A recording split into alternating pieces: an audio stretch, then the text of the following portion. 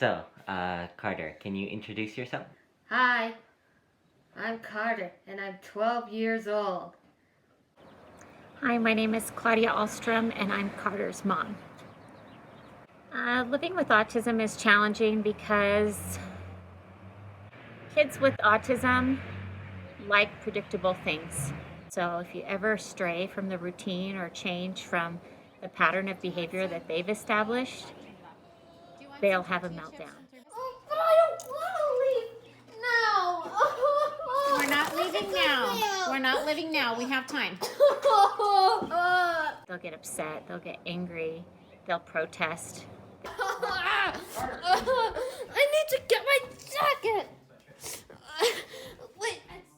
When Carter was younger, it all used to be in the public setting. So Disneyland, grocery stores, friends' homes, anything that disrupted his routine would cause a meltdown. Hi, my name is Eva Ahlstrom. I'm Carter's younger sister, and I'm 9 years old. I used to ask my mom, does Carter have a disease? And she said, no, it's something that he's born with. And I'd say, will he ever get better? And when I think back on that, it makes me feel really bad, because I can't imagine her feelings at the time. I'm Leslie. I'm a behavior therapist. And I'm Catherine, and I'm a behavior analyst. So I think a big misconception is that children who are diagnosed with autism are trying to be difficult or trying to misbehave, and like any other human being, they're doing what's easiest to them, and doing what they've learned will get them what they need. And for some individuals it's tantruming, some it's aggression, for some it's running away. You tell him. Let me stay home. Let me stay home. He wants to know Let what's me wrong. stay home. I'm Ben Ahlstrom, and I am Carter's father. Because of the sensitivities he has with his body, he doesn't like even a short sleeve shirt. He likes to wear tank tops. One of the things that we try is to stretch his flexibility a little bit. We work on things like, when is it appropriate to wear tank tops? In the middle of the winter, it's probably not the best time. Not that we want him to be like everybody else, because he's a unique person. We don't want to lose the individuality that he has. Generally, Carter avoids social situations. He likes the idea of hosting people or having a party, but once the people come, he's not quite sure what to do with them. So that could mean being in their face too much, or the complete opposite, which is kind of hiding and avoiding them because he doesn't know quite what to say or how to say it or how to engage in the whole reciprocal piece of conversation. You're bound to have something in common with everyone, even if it's something really small, like you both have siblings. And so I think figuring out the commonality that you have with someone or with someone with autism, and then basing your conversation or your activities around that could be helpful. Well, earlier you had asked me, what are things that I would like people to know about autism? And I think the first thing I'd want people to know is to not stereotype.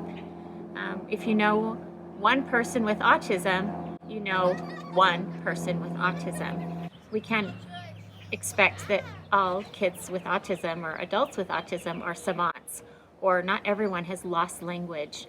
I've also heard people say, he speaks so well. And I'm thinking, well, he's always spoken well. He never lost language. Did you have fun? Yes, I did.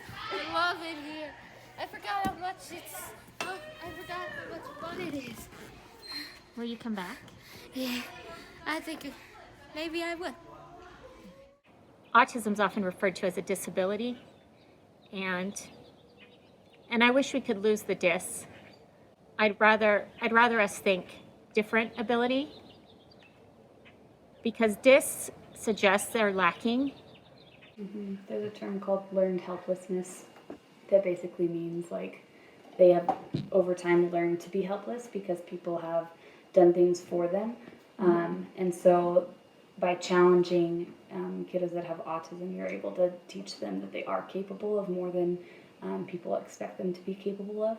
Carter never knew how to ride a bike.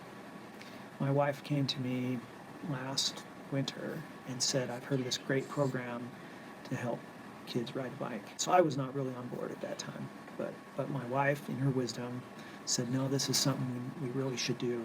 And this summer, he went to this program, and sure enough, the first day was not a good day, and he was ready to go home.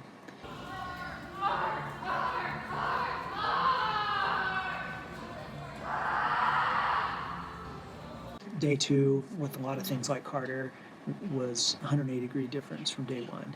He was open, he tried it, and sure enough, by the end of the week, he was riding a bike and still rides a bike today. There we go. Awesome job, Carter. Nice job. That's perfect.